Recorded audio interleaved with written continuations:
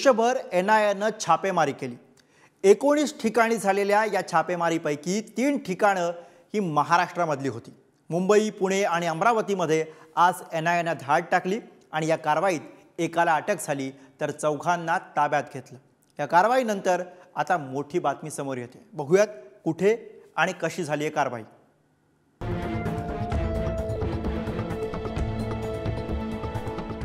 NIA म्हणजेच राष्ट्रीय तपास यंत्रणेच्या पथकांनी पुन्हा एकदा मुंबई, पुणे, अमरावतीसह देशभरातल्या 19 ठिकाणांवर धडक दिली आहे।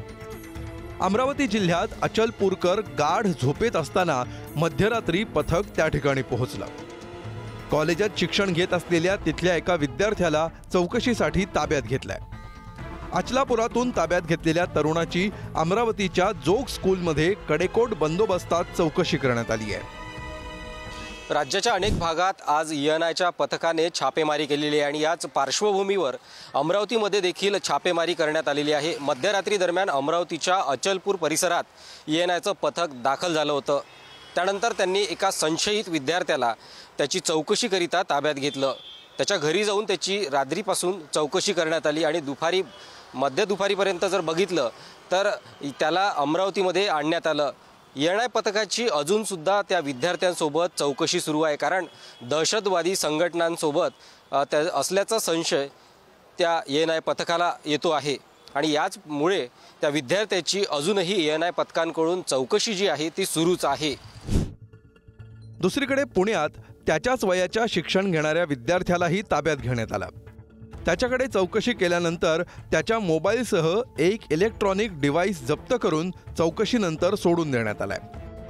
हैदराबादमधून चालवण्यात येणाऱ्या सोशल मीडिया ग्रुपचे हे सदस्य असल्यामुळे NIAच्या रडारवर आले। त्या ग्रुपचा ISISच्या भारतीय मॉड्यूलशी संबंध असल्याचं बोललं जात आहे। महाराष्ट्रात अनेक भागामध्ये ISIS मॉड्यूलच्या कारवाया सुरू होत्या। याच पार्श्वभूमीवर पुण्यामध्ये आज NIAकडनं एका 19 वर्षाच्या विद्यार्थ्यावर कारवाई करण्यात आली। सॅलिसबरी पार्कमध्ये राहणारा हा 19 वर्षाचा विद्यार्थी आहे। याच्याकडनं मोबाईल, गॅजेट आणि लॅपटॉप हे जप्त करण्यात आलेले आहे।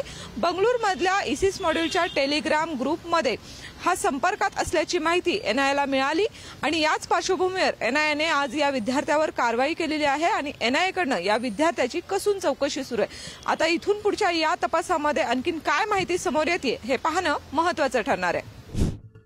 हे छापे कुठे कुठे पडले पहा।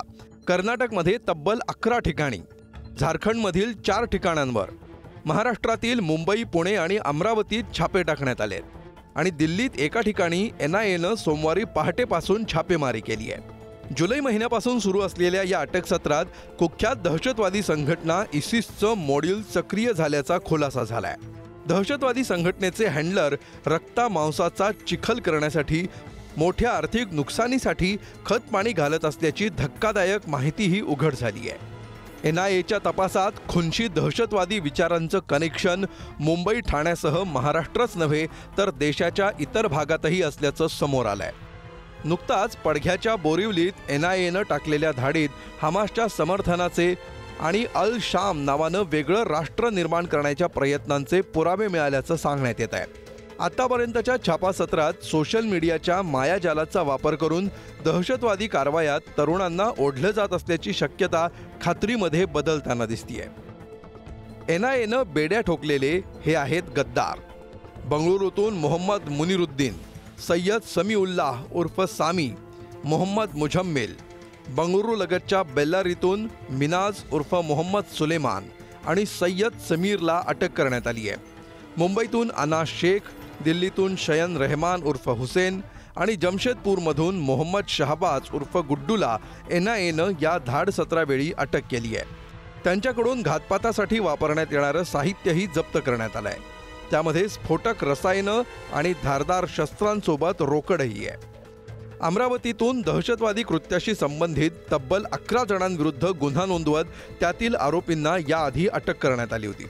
भाजपच्या तत्कालीन प्रवक्त्या नुपूर शर्मा यांनी केलेल्या वादग्रस्त वक्तव्याचं समर्थन केल्याप्रकरणी तबलिकी जमातच्या धर्मांध तरुणांनी औषध विक्रेते उमेश कोल्हेंच्या मानेवर निर्दयीपणे वार करत हत्या केली होती। अमरावतीसह महाराष्ट्र हादरवून सोडणाऱ्या या घटनेनंतर NIAच्या छाप्यामुळे अमरावती पुन्हा चर्चेत आलंय। पुण्याहून भाग्यश्री जाधव, अमरावतीतून छगन जाधवसह रशीद इनामदार, पुढारी न्यूज.